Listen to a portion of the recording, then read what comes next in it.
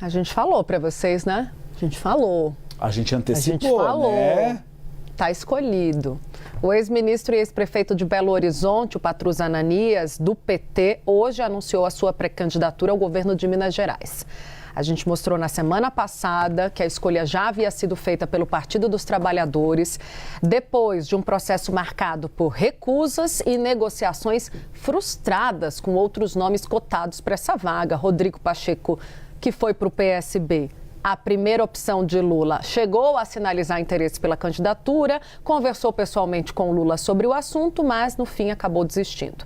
Veio depois Marília Campos, ex-prefeita de Contagem, a Brasília conversar com o presidente Lula, mas saiu daqui também manifestando recusa e preferência por uma candidatura ao Senado. O Patrus Ananias, então, como a gente tem dito, foi o plano C, ele que é deputado federal por Minas Gerais, foi prefeito lá na década de 90, mas, segundo as pesquisas internas do PT, tem recall. Ou seja, dentre os nomes possíveis, é aquele em que a população consegue fazer ainda uma associação, recordar de alguns feitos para o governo, para o presidente Lula. Isso é importante. E a configuração, né, Isabel Mega, deve ser com o PSB, a gente deve ter o PSB de vice, não é o que o presidente Lula queria, o presidente Lula queria, inclusive, que fosse um nome para formar uma frente ampla, mas Rodrigo Pacheco não quis, a própria Marília Campos não quis. Sobrou o Patrus Ananias. Ele não foi a opção A, não foi a opção B, eu ouso dizer que nem a opção C talvez ele não tenha sido, porque tinha outros nomes que falavam antes de falar do nome dele.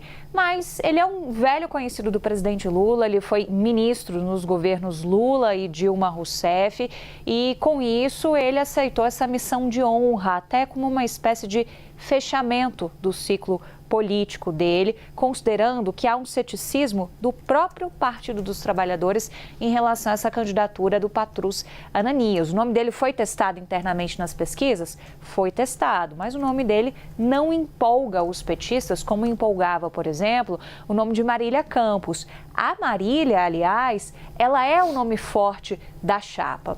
Mas o Patrus, ele de alguma maneira, ele ainda está no imaginário do mineiro, principalmente considerando o histórico dele como o primeiro prefeito petista da capital, Belo Horizonte.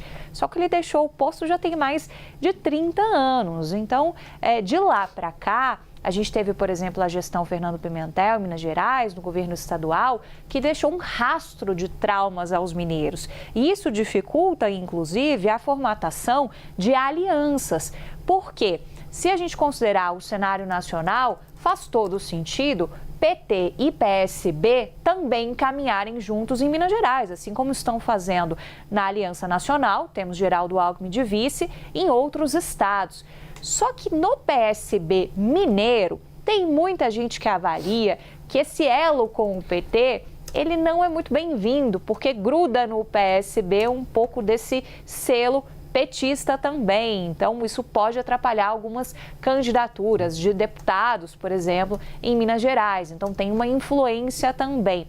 Mas tudo caminha e o nome é dado, é um nome que é muito parceiro, por exemplo, de Rodrigo Pacheco, que ficou para trás nessas escolhas, que é o de Jarbas Soares, ex-procurador do estado de Minas Gerais, mas eles ainda não oficializaram. E não oficializaram, inclusive, a segunda vaga ao Senado. Então, é uma chapa que ela é oficializada, mas ela está bastante incompleta. E as próximas semanas é que vão ditar como é que vai ser esse fechamento de alianças, considerando o antipetismo, que acaba afastando também alguns aliados desse palanque. Mas se baixarem ordem do Comando Nacional do PSB, aí dificilmente você tem como ter uma configuração diferente em que o PSB não faça parte oficialmente dessa chapa.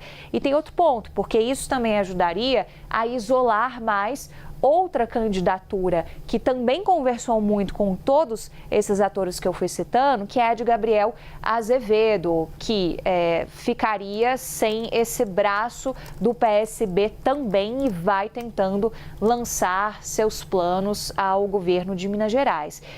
Tudo em Minas Gerais está muito condicionado também, é um cenário que ainda é de muitas incertezas, sobretudo quando a gente olha para o principal adversário, que seria do PT, que seria o senador Cleitinho, e a essa altura do campeonato, ainda com indefinição se Cleitinho de fato vai ser candidato ou não ao governo do estado. Muita gente arriscando dizer que sim, outros dizendo que pode ter algum tipo de mudança de configuração, a depender do cerceamento também em relação a alianças históricas de Cleitinho, que podem ser implicadas. Isso poderia esbarrar também numa imagem da candidatura dele ao governo do estado. Então a coisa ainda está em aberto em Minas Gerais. E o PT vai tentando caminhar a solução que consegue. Uma dúvida que fica: esse Patrus seria competitivo o suficiente para ir para um segundo turno e garantir esse palanque para Lula em Minas Gerais? Já respondendo essa dúvida, algumas fontes pontuam o seguinte, que na última eleição Lula também não teve esse palanque. Eles perderam no primeiro turno e ainda assim eles conseguiram construir algum tipo de ação isolada do presidente Lula também para o segundo turno, e ele inclusive venceu em Minas Gerais numa margem bastante apertada.